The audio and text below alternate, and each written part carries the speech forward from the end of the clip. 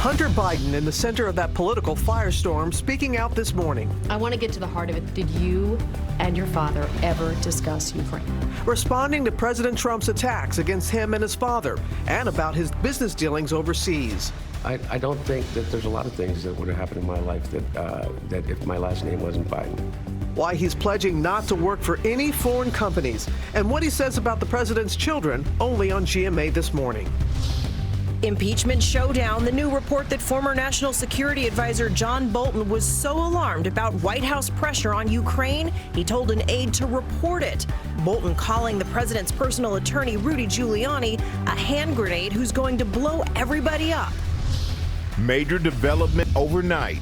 The police officer at the center of that fatal shooting charged with murder after killing a woman in her own home while playing video games with her nephew. We hear from her family this morning. LeBron James slammed the NBA superstar, sparking immediate backlash after his comments on the NBA's China controversy, criticizing the Houston Rockets general manager for his Stand with Hong Kong tweet. Royal tour. The Duke and Duchess visiting with children in Pakistan this morning, following in Princess Diana's footsteps. The 42 collects the 17 as well. The 62 upside down. And Talladega Fright, the miracle moment on the super speedway. This race car flipping over, upside down, and sticking the landing. The driver walking away from the wild wreck.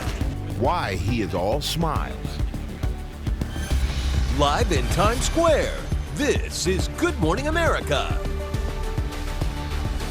Good morning, America. It's great to have you with us on this Tuesday morning. And that NASCAR, the flip, and we were talking about why he's smiling. Why is he smiling? He's alive. My goodness. Boy, that is some video, and what a miracle indeed. But we have a lot of news to get to this morning, guys. We certainly do, Cecilia. But let's get to that exclusive with Hunter Biden, the son of former Vice President Joe Biden, who has become a key figure, you know, in the House impeachment inquiry against President Trump. At the center of that, President Trump asking the Ukrainian president to investigate Hunter Biden and his father. Amy is here with all of us. Good morning, Amy. Yeah, good morning, Rob. And it is safe to say Hunter Biden never expected to be in this position, a focal point of an impeachment inquiry as his father makes a run for the White House. When I sat down with him at his home in Los Angeles, no questions were off limits, including ones about his foreign business dealings that have been the target of attacks by President Trump. By the way, whatever happened to Hunter? Where the hell is he?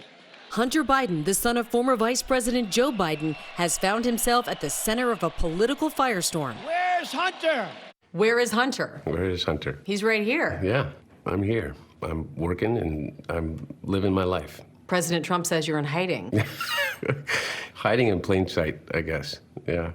No, not at all. Not at all. Biden and his son are stone cold crooked. The president has been on the rampage, accusing 49-year-old Biden of improperly profiting on business interest in Ukraine while his father was vice president and the point person on Ukraine, taking a seat on the board at $50,000 a month with a gas company called Burisma, which had been accused of corruption, leading to that now infamous phone call in July. It's a very honorable call. It's a nice call. When President Trump asked Ukrainian President Volodymyr Zelensky to investigate the Bidens. No evidence of illegal wrongdoing has been found against either one. I want to get to the heart of it. Did you and your father ever discuss Ukraine? No. As I said, the only time was after a news account. It wasn't a discussion in any way. There's no but to this. No, we never did. Your dad said, I hope you know what you're doing. I hope you know what you're doing. I do? And I said, I do. And that was literally the end of our discussion. Why? Because my dad was vice president of the United States. There's literally nothing as a young man or as a full-grown adult that my father in some way hasn't had influence over. It does not serve either one of us. When he said, I hope you know what you're doing, what did he think you were doing? Well, he read the press reports that I joined the board of Burisma, which was a Ukrainian natural gas company. And there's been a lot of misinformation about me, not about my dad. Nobody buys that, but it buys this idea that I was unqualified to be on the board. What were your qualifications to be on the board of Burisma? Well, I was vice chairman of the board of Amtrak for 5 years. I was the chairman of the board of the UN World Food Program. I was a lawyer for Boies Schiller Flexner, one of the most prestigious law firms in the world. You didn't have any extensive knowledge about natural gas or Ukraine itself, though? No, but I think that I had as much knowledge as anybody else that was on the board, if not more. In the list that you gave me of the reasons why you're on that board, you did not list the fact that you were the son of the vice president. Of course, yeah. No. What role do you think that played? I think that it is impossible for me to be on any of the boards that I just mentioned without saying that I'm the son of the Vice President of the United States. You were paid $50,000 a month for your position? Look, I'm a private citizen. One thing that I don't have to do is sit here and open my kimono as it relates to how much money I make or did or didn't. But it's all been reported. If your last name wasn't Biden, do you think you would have been asked to be on the board of Burisma? I don't know. Probably not. I don't think that there's a lot of things that would have happened in my life that if my last name wasn't Biden. Why did you leave the board in April? It's a 5-year term. And you chose not to I chose continue. not to. Yeah. Why? I think it's pretty obvious why. This is your opportunity to say why. Well, because this is what becomes a distraction, because I have to sit here and answer these questions. And so that's why I've committed that I won't serve on any boards or I won't work directly for any foreign entities when my dad becomes president. Do you think that should be a rule across the board for any administration? No, look, that's the rule that I'm going to adhere to. Do you regret being on the board to begin with? No, I don't regret being on the board. What I regret is not taking into account that there would be a Rudy Giuliani and a president of the United States that would be listening to this ridiculous conspiracy idea, which has again been completely debunked by everyone. And you know, I think we people are at where we home are are thinking, how could that not have crossed your mind, or you wouldn't have felt just a little bit in your gut, like maybe this isn't a good idea to go and sit on the board of this Ukrainian company. I said to you, in retrospect, I wish Right, that but my at the judgment. time, you never thought this might not look right. You know what? I'm a human.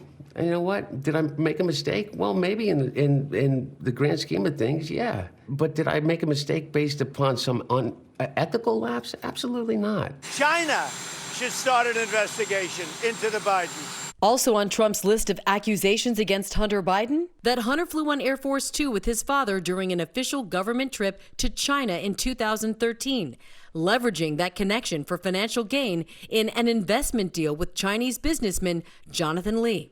The president has repeatedly said that you received $1.5 billion from China despite no experience and for no apparent reason. Obviously, fact checkers have said that that is not true. Look, this is literally has no basis in fact in any way. Have you received any money from No. that business dealing? No. At all? Not No, 1 cent? Not 1 cent. Definitely not 1.5 billion.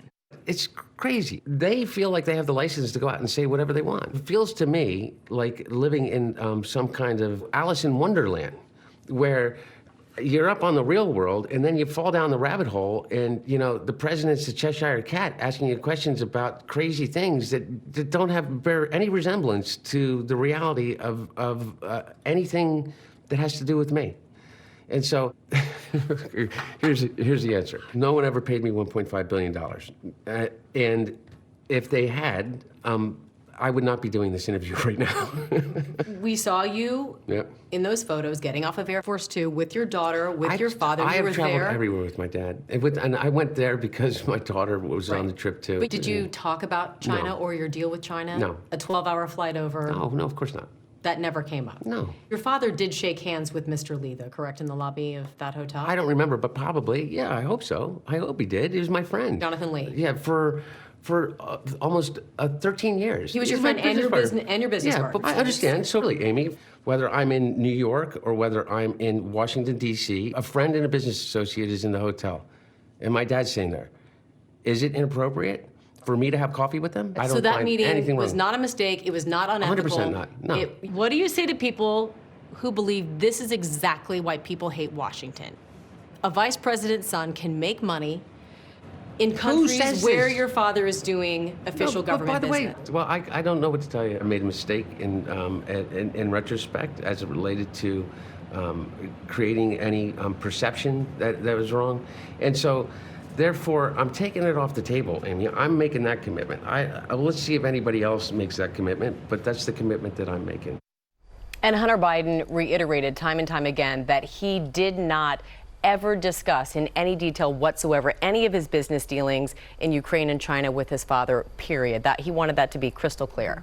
As you said, no questions were were off the table, and you're going to have more of your conversation with them coming up. That's right. We covered a lot of ground in that interview, including exactly how he feels about being that target of President Trump, as well as what he has to say about the Trump family itself and what he reveals to us about his long battle with addiction, Robin. All right. Look forward to that. Just incredible. It's already caught the attention of the president also. So we are going to stay in Washington, Amy, with the latest in the impeachment showdown on Capitol Hill. The first former White House aide in this inquiry, now testifying behind closed doors, reportedly telling Congress former National Security Advisor John Bolton was so alarmed by the pressure campaign on Ukraine, he told that aide to alert White House lawyers.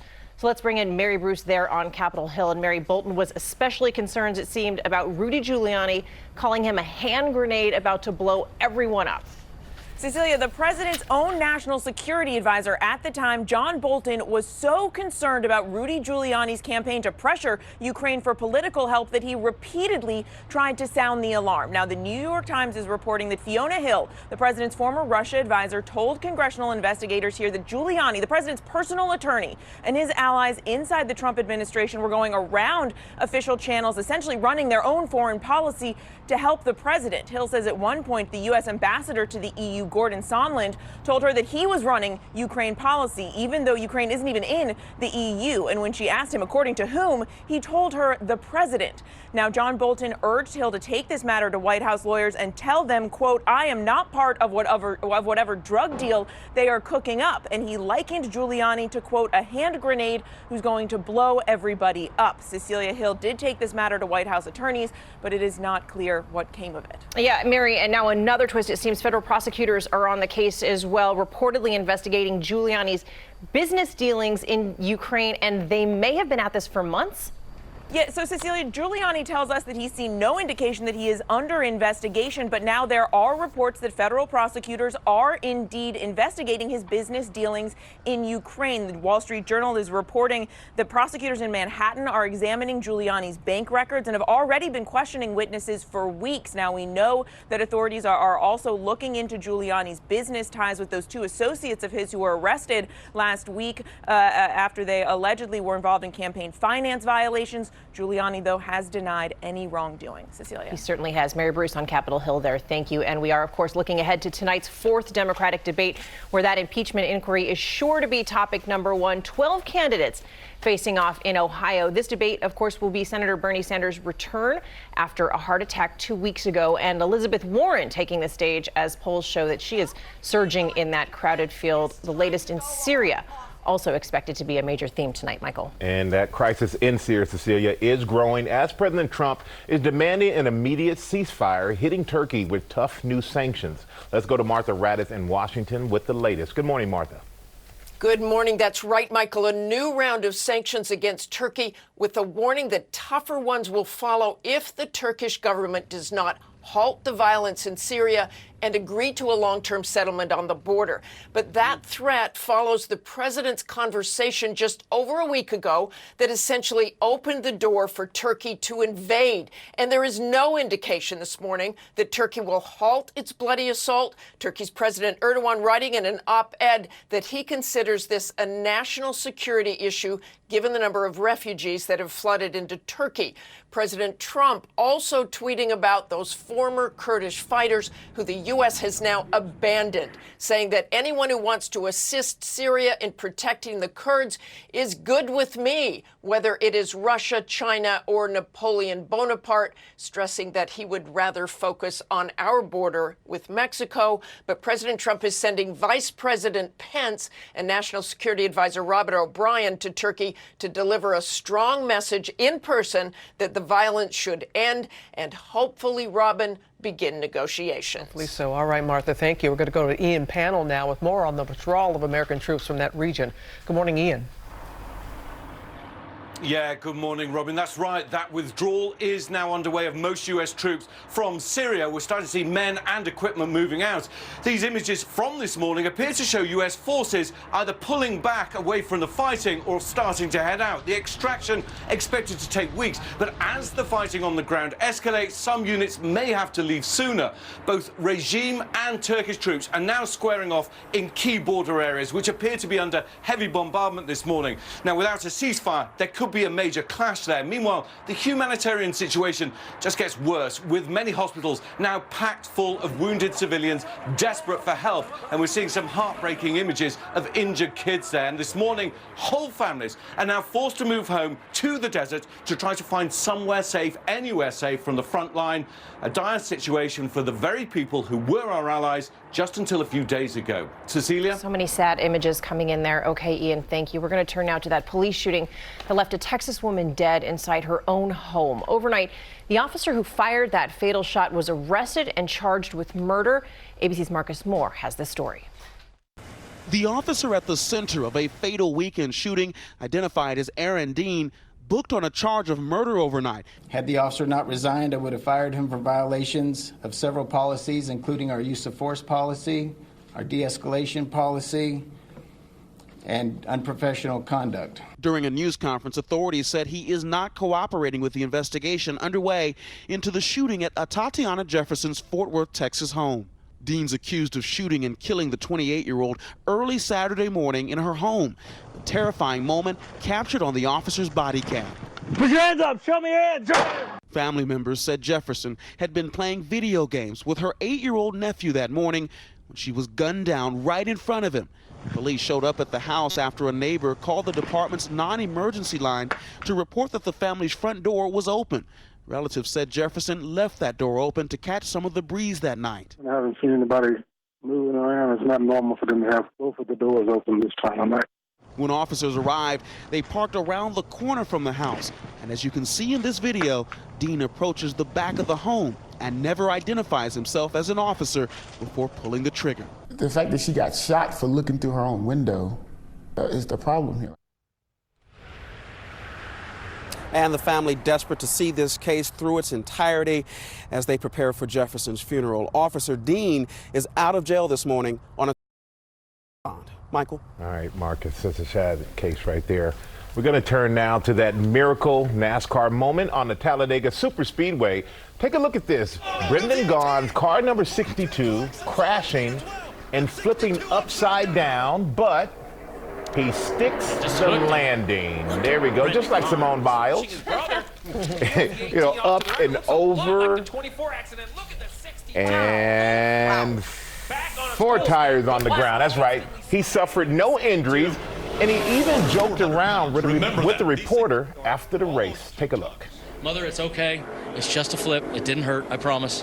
And I have nothing upstairs to hurt anyway. And yes, I will see you in the Daytona 500, Mom. Sorry. See, that's why your mom always tells you to pack an extra pair of clean underwear. I'm going to save you from that. We are following a lot of other stories this morning, including more of our ABC News exclusive with Hunter Biden, what he's saying about the Trump children and his struggle with substance abuse. But first, let's head back to Ginger. Yes, and Mississippi, our focus again, parts of Arkansas and Louisiana, all under flash flood watch, especially if you're traveling I-20. I know WAPT, our affiliate, will have that covered. It's welcome from Alabama through Georgia, where they have been drought-starved for rain. And you know who else is going to get rain and a lot of wind? Us here in the Northeast by Thursday morning. Your local weather in 30 seconds. First, the Tuesday Trivia, sponsored by Walgreens. At Walgreens, we love smart savers, like yard sale savers, tea time savers, and especially Med D savers. Select a Medicare Part D plan with Walgreens as your preferred pharmacy and get copays for as low as $0 and 100 rewards points on prescriptions. Isn't saving great? Save smartly on Med D. Walgreens, trusted since 1901. A cool start, but another great afternoon headed our way. 70 to 74 degrees. Winning forecast for today. Hopefully we can get another winner. Washington Nationals will be on weather alert Wednesday because of the moderate, the heavy rain and the wind. Most of it between 10 a.m. and 4 p.m. tomorrow. And then some of you might want the gloves, a heavier coat for Thursday morning. Wind chill temperatures will be in the 30s and lower 40s. By Friday, 65 degrees, looking at sunshine going right through your weekend. Yeah, we are. Yeah. We'll be back. Something is transforming our markets and our world. It's the longevity economy. Americans 50 plus driving $7.6 trillion